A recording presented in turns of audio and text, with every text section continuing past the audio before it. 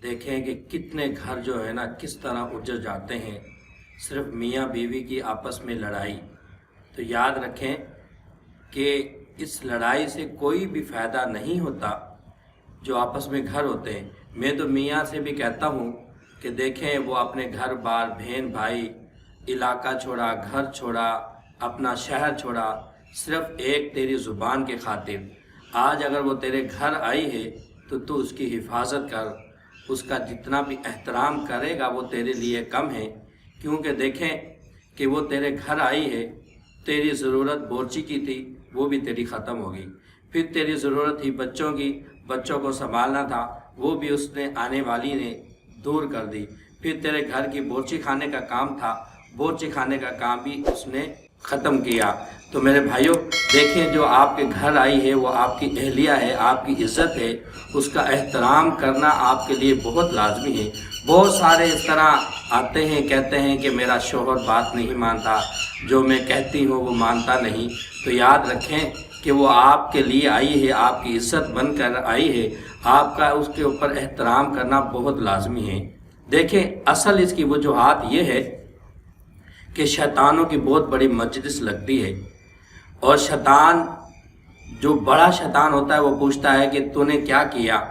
कोई कहता है कि मैंने फ़लाँ बंदे को फ़लाँ बुराई के अंदर मुब्तला किया, कोई कहता है कि मैंने फ़लाँ बुराई के अंदर फ़लाँ को मुब्तला किया, कोई कहता है कि मैंने झूठ बुलवाया, कोई कहता है मैंने फ़लाँ से चोरी करवाई।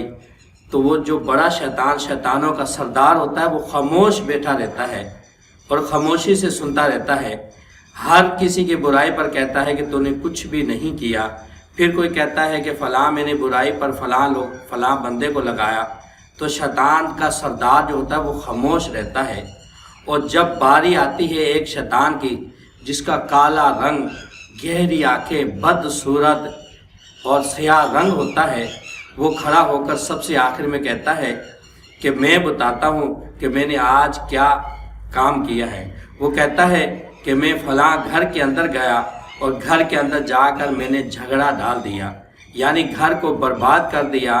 क्योंकि याद रखें, हर बुराई बंदा जब करता है वो उसके अपने ज़ात के लिए होती है। यानी जिस तरह आप सोचें कि आपने नमाज छोड़ दी, वो आपकी अपनी ज़ात के लिए ही बुराई है। आपने चोरी की, वो आपकी अपनी ही ज़ात के लिए बुराई है। आपने झूठ बोला, वो आपकी अपनी ही ज़ात के लिए बुराई है।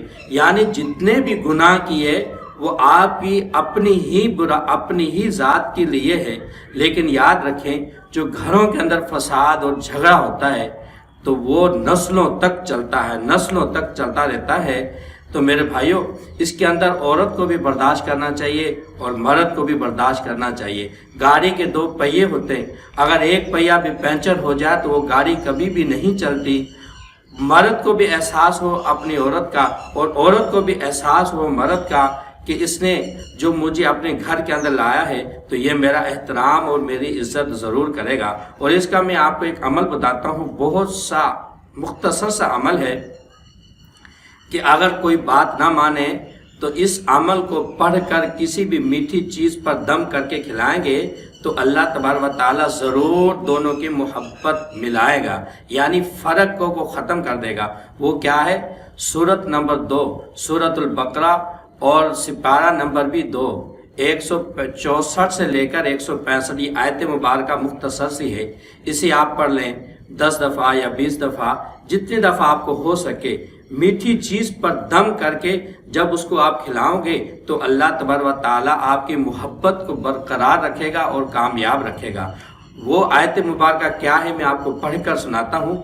व मिनन नासि मन यत्तखिज़ु मिन दूनिल्लाहि अंदादन युहिब्बूनहुम कहुब्बिल्लाह वल्लज़ीना आमनू अशद्दु हुब्बल्लिल्लाहि वलौ यरल्लज़ीना ज़लमू इज़ यरौनल अज़ाब अन्नल कुव्वता लिल्लाहि जमीअन व अन्नल्लाह शदीदुल अज़ाब। याद रखें कि जो भी आप अमल करें, अव्वल और आखिर अगर आप दुरूद पाक पढ़ेंगे तो और भी ज़्यादा आपको ये फ़ायदा देगा और बहुत ज़्यादा आपको फ़ायदा देगा।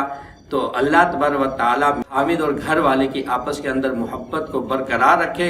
हमारा मकसद आपको बताने का ये है कि आपका घर बर्बाद ना हो, आपका घर जो है सारी ज़िंदगी कामयाब हो और आपके घर के अंदर खुशियाँ پیدا ہوں۔